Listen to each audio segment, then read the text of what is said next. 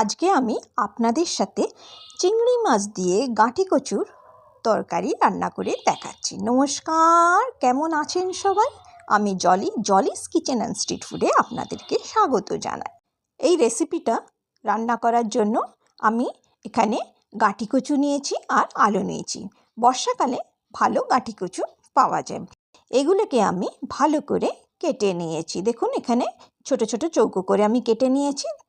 তারপরে আমি নিয়েছি চিংড়ি মাছ। চিংড়ি মাছ আমি ভালো করে ছাড়িয়ে ধুয়ে নিয়েছি। এই চিংড়ি মাছের মধ্যে আমি 1 চামচ হলুদ গুঁড়ো দিয়ে দিচ্ছি, 1 চামচ নুন দিয়ে দিচ্ছি। দিয়ে খুব ভালো করে নুন আর হলুদ চিংড়ি মাছের সাথে মিশিয়ে নিচ্ছি। এরপরে আমি চিংড়ি মাছটা রেখে দিচ্ছি।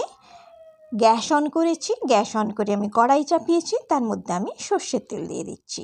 সর্ষের তেল যখন গরম হয়ে গেছে তখন আমি গাঁটি কচুগুলো দিয়ে দিচ্ছি। গাঁটি কচুগুলো প্রথমে জল দিয়ে খুব ভালো করে ধুয়ে নেবেন, তারপরে কাটবেন। এরপরে আমি একটু নাড়িয়ে নিচ্ছি। নাড়িয়ে নেবার পরে আলুগুলো দিয়ে দিচ্ছি। দিয়ে আমি এই দুটোকে ভালো করে ভেজে নেব। যতক্ষণ না লাল হবে ততক্ষণ আমি ভাজবো। দেখুন, এখানে আলু আর গাঁটি কচু দুটোই খুব ভালো ভাজা হয়ে গেছে আর পুরো লাল রং এসে গেছে। এখন আমি এটা কড়াই থেকে নামিয়ে নিচ্ছি। এই গাঁটি কচু আর আলু যত ভালো করে ভাজা হবে রান্নাটা কিন্তু তত ভালো হবে। এরপরে এই তেলের মধ্যে আমি চিংড়ি মাছগুলো ছেড়ে দিচ্ছি। চিংড়ি মাছগুলো আমি লাল করে ভাজবো না, চিংড়ি মাছগুলো অল্প ভেজেই আমি নামিয়ে নেব। চিংড়ি মাছগুলো লাল করে ভাজলে এগুলো চিমড়ে হয়ে যায়। দেখুন, এখানে চিংড়ি মাছ আমার ভাজা হয়ে গেছে। আমি এখন চিংড়ি মাছগুলো নামিয়ে দিচ্ছি। আমি একসাথে পুরো চিংড়ি মাছ দিইনি, অল্প অল্প করে ভাজছি। এরপরে আবার যতটুকু বেঁচে ছিল সেই চিংড়ি মাছটা এর মধ্যে দিয়ে দিই। একবার এইভাবে বানিয়ে দেখবেন চিংড়ি মাছ আর গাঁটি কচুর তরকারি, খেতে কিন্তু খুব সুস্বাদু হয়। দেখুন, এখানে চিংড়ি মাছগুলো ভাজা হয়ে গেছে। আমি এক এক করে চিংড়ি মাছগুলো নামিয়ে নিচ্ছি। এরপরে আমি কড়াইয়ের মধ্যে তেল দিয়ে দিচ্ছি। তেলটা যখন গরম হয়ে যাবে তখন আমি এর মধ্যে শুকনো লঙ্কা আর গোটা জিরে ফোড়ন দিচ্ছি। এরপরে আমি শুকনো লঙ্কা আর জিরে ফোড়নটা একটু ভেজে নিচ্ছি। যখন খুব সুন্দর গন্ধ বেরোবে তখন আমি একটা পেঁয়াজ বেটে রেখেছিলাম, সেই পেঁয়াজ বাটাটা আমি এর মধ্যে দিয়ে দিচ্ছি। দিয়ে ভালো করে নাড়িয়ে নিচ্ছি। পেঁয়াজ বাটাটা আমি একটুখানি ভেজে নেব। দেখুন, এখানে আমি পেঁয়াজ বাটাটা ভেজে নিয়েছি। পেঁয়াজ বাটা থেকে তেল বেরিয়ে এসছে। এখন আমি আদা, রসুন আর কাঁচা লঙ্কা বাটাটা এর মধ্যে দিয়ে দিচ্ছি। আমি এখন এটাকে ভালো করে নেড়ে চেড়ে ভেজে নিচ্ছি। দেখুন, এখানে ভাজতে ভাজতে মশলা থেকে তেল বেরিয়ে এসছে। এখন আমি এর মধ্যে 1 চামচ হলুদ গুঁড়ো, 1 চামচ জিরে গুঁড়ো, 1 চামচ ধনে গুঁড়ো আর 1 চামচ লাল লঙ্কার গুঁড়ো দিয়ে দিচ্ছি। দিয়ে উপর থেকে আমি একটু জল দিয়ে দিচ্ছি। দেবার পরে সব কিছু খুব ভালোভাবে আমি মিশিয়ে নিচ্ছি। এখানে মশলাটা শুকিয়ে গেছে, পুড়ে যাবে, সেই জন্য আর একটু আমি জল দিয়ে দিয়েছি। দেওয়ার পরে সব কিছু ভালোভাবে আমি মিশিয়ে নিচ্ছি। এখানে জলটা একটু শুকিয়ে এসছে। এখন আমি এর মধ্যে একটা টমেটো কেটে রেখেছিলাম, সেই টমেটো কাটাটা দিয়ে দিচ্ছি। ওপর থেকে পরিমাণ মতো নুন দিয়ে দিচ্ছি।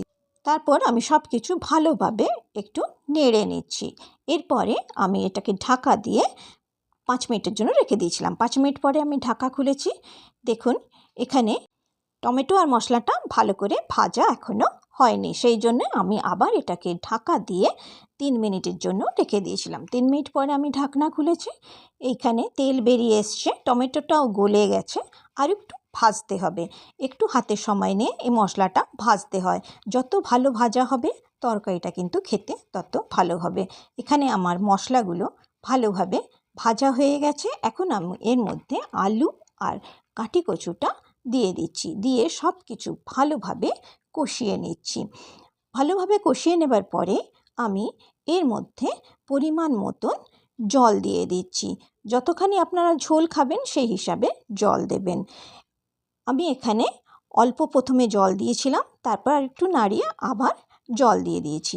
দিয়ে এটাকে আমি একটু ফুটতে দিয়েছি। যখন এটা ফুটে উঠেছে তখন আমি এরটাকে ঢেকে 5 মিনিটের জন্য রেখে দিয়েছিলাম। 5 মিনিট পরে আমি ঢাকনা খুলছি, খুলে সব কিছু একসাথে মিশিয়ে নিচ্ছি।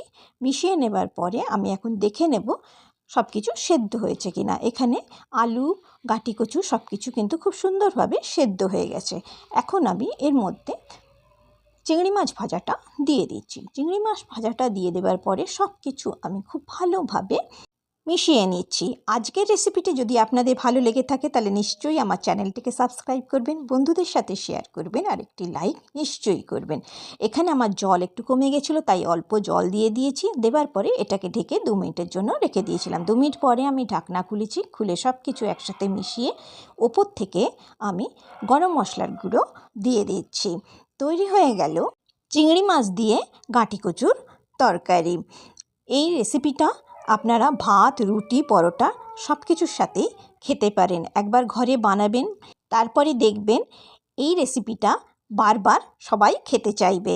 আপনারা সবাই খুব ভালো থাকবেন, সুস্থ থাকবেন, সাবধানে থাকবেন।